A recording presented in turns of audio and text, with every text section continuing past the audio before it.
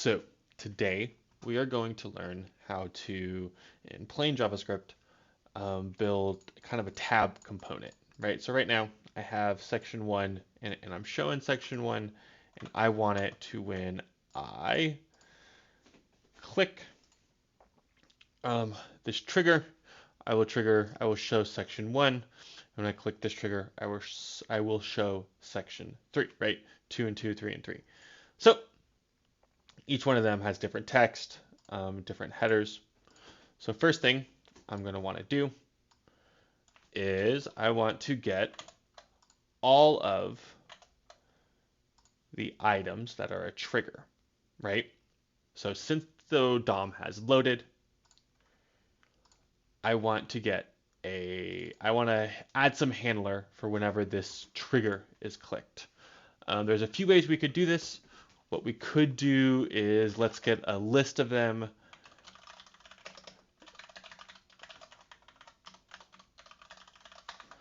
And then can I do, no, for each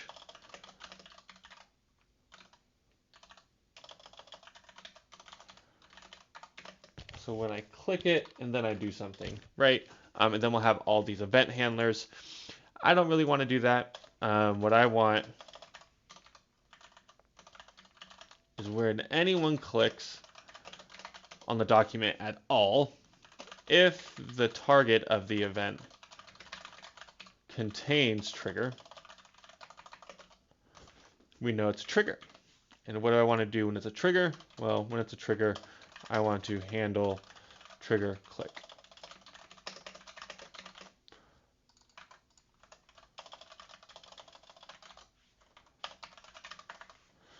Okay, and what does handle trigger event do? Well, when I click this, I want to go ahead and find what element was clicked. That's what my target is.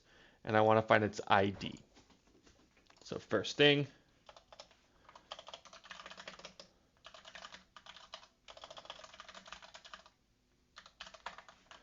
so now we have the ID. And all I want to do is just alert. Let's make sure this works. So refresh. Nope. What's wrong? Event class list contains. Your boy can't spell. Section 2, 3. 1, 2, 3. Cool. So we are able to know the ID. Now that I know the ID, I want to hide whatever section has it. So now I want to find out which of these sections are going to be active. So that's the ID. I then want to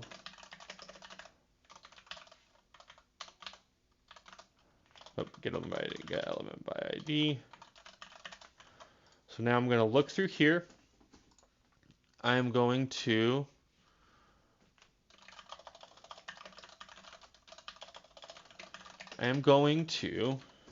query for the first section who has active. And next, I'm going to look for the first section that has a data ID of ID. And if no next active, return if active section is equal to the next active section, return, else I am going to action class list.toggle active, and then next active section class list.toggle active. Refresh. Boom. There we go. So how did we do that? I have some CSS. A section is display none. A section that's active is display block. So what happens is when we load this DOM. All of these are hidden except for this one because it has the active class. And as I trigger on these buttons, it calls this function. Because I'm clicking on the document, it will trigger this event handler. This event handler will look at the target, and if that target contains trigger, then it's going to call the handle trigger click of handler. What we do there is we look at the target of the click,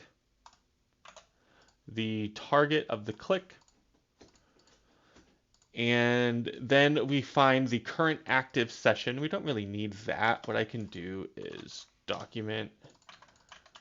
Maybe let's make sure that still works. Yeah. So we don't need to limit it to this div, but it did lower our search area, but to make this more robust and easy for you.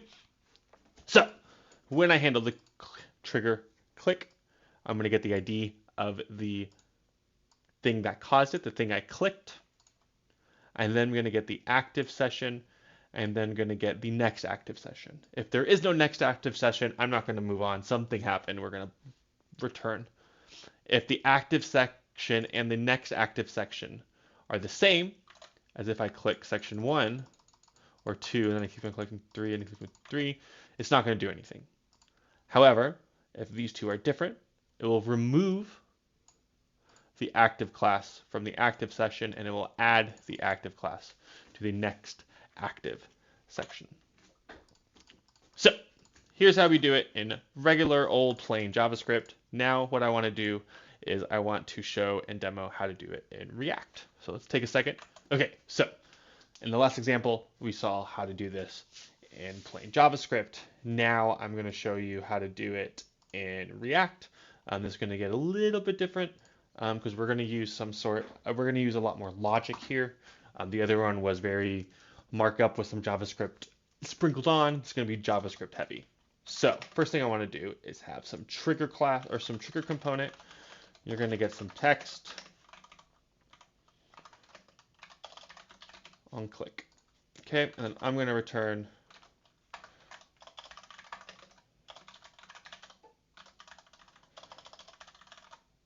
trigger text, and when you click in this on click.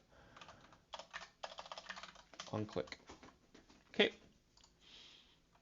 and then I'm going to have a section.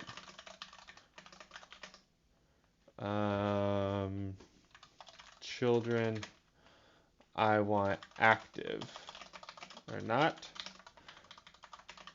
title. And what that's going to do is I'm going to have one of these right there. And then you have a div here.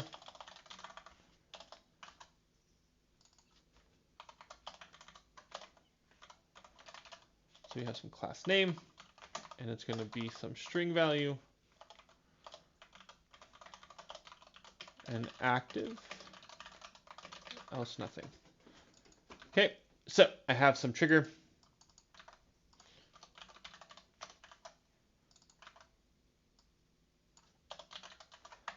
Oops. Okay, so I have some section, I have some trigger, and then what I want to do is I want to that and do const sections.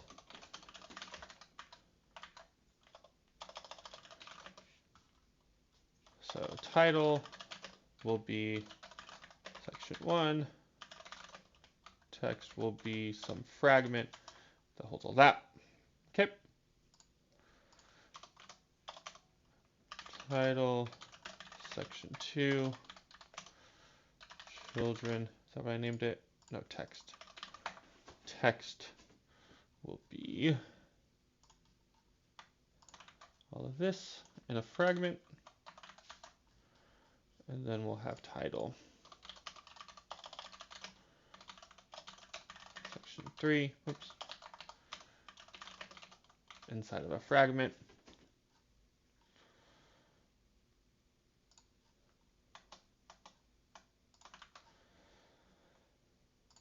Let's have a fragment. Cool. Okay. So for each of my sections. For each of, oh, then I want my ID1, oops, excuse me, ID2, let's do ID3. Okay, so I have some sections. For each of my sections, let's first do my triggers. So I want to take my sections, which have an ID and a title, and I want to turn them into a button element. This is a trigger. I want this to be a trigger element, excuse me. Trigger element, which takes text, which will be title. It takes an onClick, which will do something in a second, and it takes a key, which will be the ID. What am I getting yelled at? Oh, it needs a closing tag. Okay, so for each of my sections, I'm going to render a trigger that will do something when I click it. For each of my sections, I want to render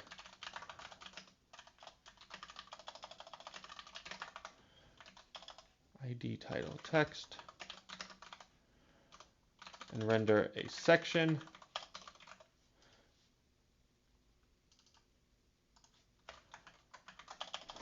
A section will have children, which will be text, key, which would be ID, title, which will be title, and if it's active or not. So how do I know if it's active or not? And what will this onClick do? Let's see, am I rendering anything here? Yeah, okay, cool. So what I want to do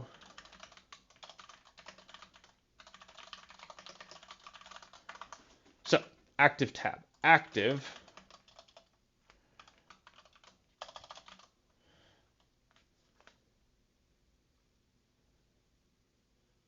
any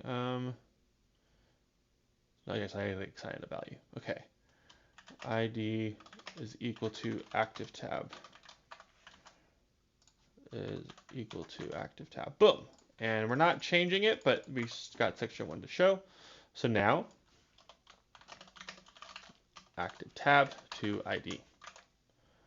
Boom. So how does that work?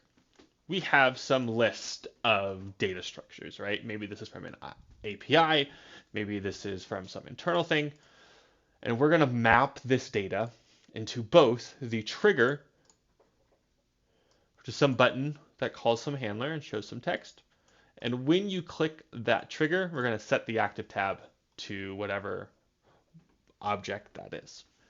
When that happens, this will update and will cause this to be re-rendered, and the session will be active if and only if the ID match, right? And we don't really need CSS here. We could just show the active one. We could find by active here and render that. But to kind of keep in line with the previous example, this is how I would do it in React. And as you can tell, it works the exact same. I click on these and I'm able to update the DOM. So cool. We learned how to do this in a basic static HTML example, and we just saw how to do this with a React example. I bootstrapped this with create React app. So cool. Hopefully that was helpful.